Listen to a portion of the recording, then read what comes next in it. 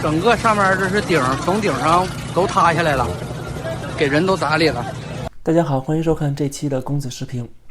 就在这几天我在家养病的时候，在中国发生了一个惨剧，可能很多人都关注到了，就是中国齐齐哈尔市的一个中学的体育馆房顶坍塌，造成11名中学生的身亡。过了这几天之后，我们再去看中国的国内的互联网上的新闻，好像这个事情已经不存在了，整个热搜排行榜找不到这条消息了。这个事情这么多的孩子尸骨未寒，中国的舆论就已经开始全面封杀了。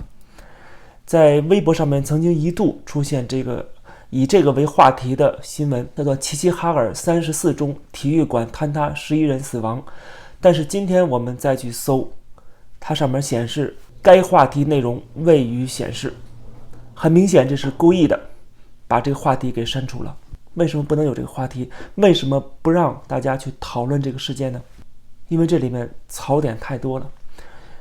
我们去看这个事件本身，就是斗发工程所引发的。在建设体育馆的时候，完全是违规，在这个体育馆的顶层放置了一些不应该放置的一些建筑材料然后这些建筑材料因为下雨膨胀加重导致坍塌。所以说这个整个施工就是违规的，是不专业的。但是可怕的是，不是出现这一个问题，出现问题之后，当地政府包括全国舆论怎么对待它，这才是我们关注的更重要的焦点。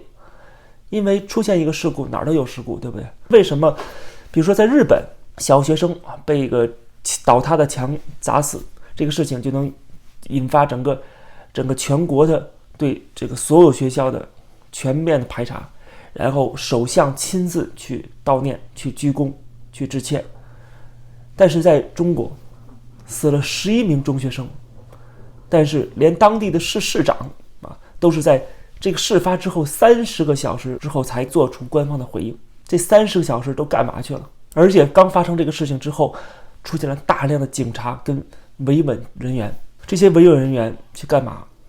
不是去救孩子的，是去防止这个事情继续的发酵，防止很多人去关注到这个事情，并且对政府进行问责。这是他们最害怕的，所以去阻止这些学生家长去了解他们的孩子的具体的情况。所以网上有很多这方面的一手的资料但是呢，大多数文章都被删了。不过互联网是有记忆的，我们可以找到这些被删的文章。其中有人就说到，这个事情发生之后，有网友在网上就已经总结出来了到底具体的情况是什么。说一共被埋了19个然后有2个教练跟17个女孩，教练是一男一女，女教练已经去世，男教练在住院。当时有4个女孩自行跑出来了，有3个在住院，另外10个女孩都已经没有生命体征了。这个消息远远早于官方公布的消息和媒体公布的消息。就是我们可以看到这整个事件当中媒体缺失，然后救援过程不透明，孩子的抢救过程连家长都不能够去了解自己的孩子到底怎么样了。我们看他说，在某个父亲的控诉当中，我们只模糊听到了一个名字，他的家长想进入抢救室辨认一下孩子都不被允许。在长达5个多小时里边，没有人与这些彻夜等待的家长进行任何沟通，没有人向他们通报救治的情况，有的只是现场的维稳人员，有的是在7个小时的抢救之后，孩子其实早在6个小时之前就已经去世了。所以网友说，这个所谓的当权者、决策者从来不把生命当成生命，不把孩子当成孩子，说根本难以理解家长的心头之痛，没有任何一个工作人员跟家属有沟通。解决吧，怎么回事？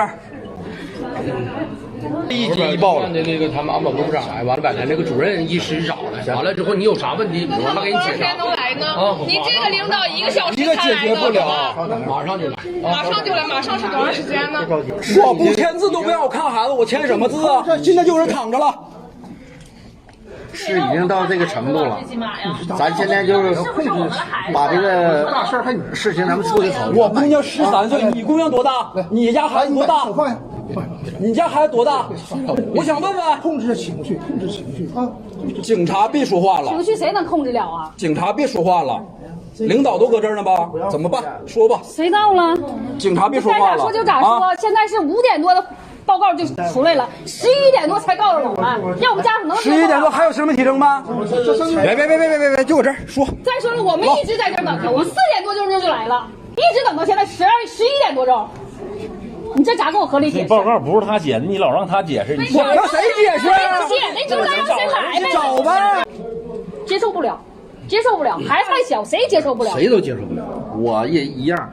大伙儿再说了，现在领导，我告诉你，这个5点多钟，这绝对不给。人已经死亡的情况下，你就说吧，咱们政府领导光把公安整来了，公安全都来维护秩序。领导干啥呢？领导干啥来了？一个都没有，一个来说话都没有。反过来，现在11点多了，我们家属让我们签字，大夫就告诉我们，你们签字。不签字不让你看人。警察来了干啥了？镇压来了，维持秩序来了。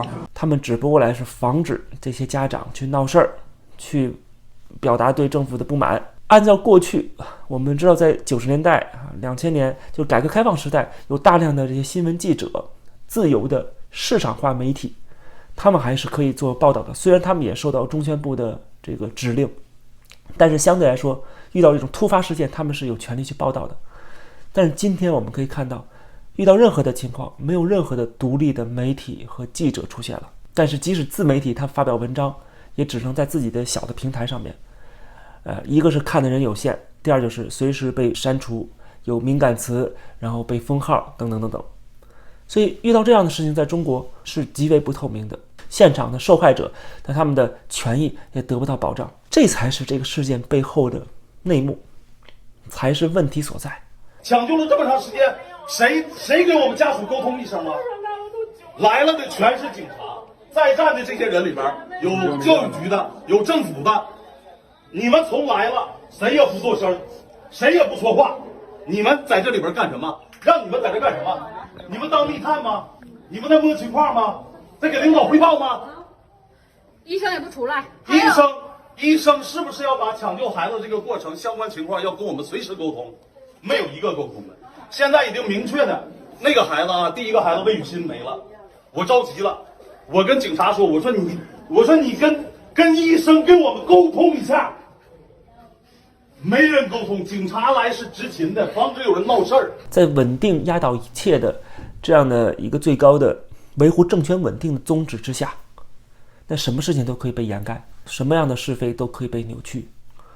所以我们看到这种现象啊，这样的一个惨状，我完全是麻木的，就是过去看过太多的案例了，对吧？从90年代到今天，别说90年80年代到今天，改革开放以来，多少这样的案件几乎都是不断的重复，没有看到一丝的改变。就拿疫情这个事情来讲，就可以看得出来，直到今天政府还在掩盖，还在否认这个病毒的来源，甚至阻止所有国际的独立的调查。所以在这种情况下，你怎么能会相信这种事情不会发生呢？它只会不断的重演，真正的受害者就是普普通通的人民。所以作为韭菜来讲，不光是被主动割也有时候会被被动割，这就是一个被动的状况，然后被割了，政府不作为，也不会去反思，更不会去全面的排查，未来可能这种事情还会再发生。就算不是这件事情发生不是这个楼上面装了什么东西所以导致坍塌的，那也有可能其他的方式坍塌。总之有100种方法1000种方法让这个豆腐渣工程倒塌。然后网上还有一个特别有意思的现象，有人总结出来，就是这次坍塌之后的第二天就是7月25号吴亦凡的2审就开庭了这个事情因为吴亦凡本身是流量明星，所以就引发了很多人的关注，那就可以让大家转移注意力不再想这个事情。其实吴亦凡开庭每次都特别有意思我们看第一次的1审开庭，恰恰就是在唐山打人事件的第2天，然后1审的宣判恰恰就是乌鲁木齐大火的第2天这一次这个2审开庭就在齐齐哈尔的这个体育馆坍塌事件的紧接着第3天，所以人们就怀疑说，这个吴亦凡案的这个宣判啊、开庭的这个选择这个日期，为什么就这么恰巧在一个巨大的公众事故之后开庭？这很难不让我们猜测这是故意而为的。既然他能够把这件事情的这个话题直接从微博上面删除啊，成百万上千万人去关注讨论的事情给删除，他当然也可以通过其他的方式去转移大家的注意力，去让大家忘记这个事件所带来的伤痛和反思。这就为什么我说在中国你只能自求多福，你不知道什么时候就是有天灾人祸降临在你的头上。过年嘛雪灾了，坐飞机嘛返航了，坐火车嘛出轨了，坐在家里嘛地震了。那么除了这件事情以外呢，还有另外一个事情我想提及一下，就是一个很知名的美国右派的一个机构，他们公布了400份中共内部的文件。那这个事情呢，现在还没有引起主流媒体的关注啊，我觉得值得我们说一下。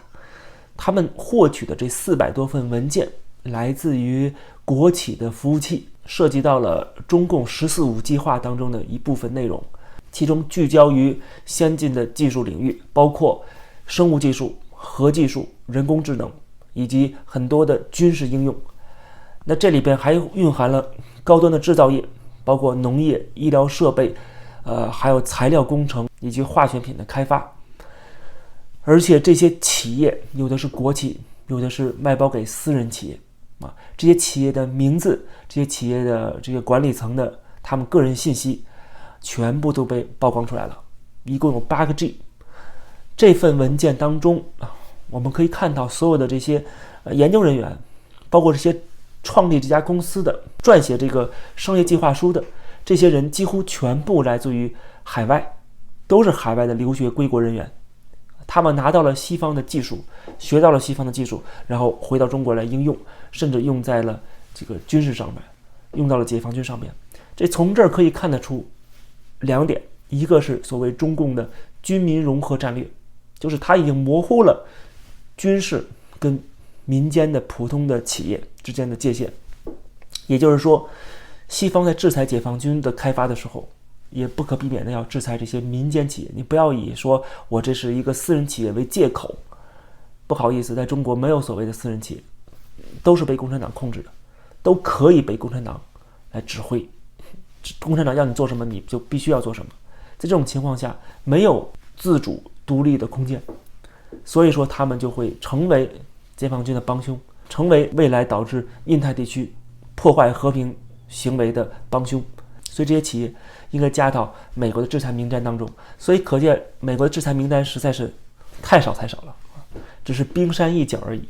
还有太多的国企、央企，还有这些私人企业都是参与到这些美国要制裁的项目当中，而且他们很多都是拿着西方技术，这里面很有可能涉及到了大规模的这个知识产权的盗窃。所以说这份文件的公布需要一些专业的团队、专业的人员去进行一个一个的筛选，去从中发掘哪些是有价值的。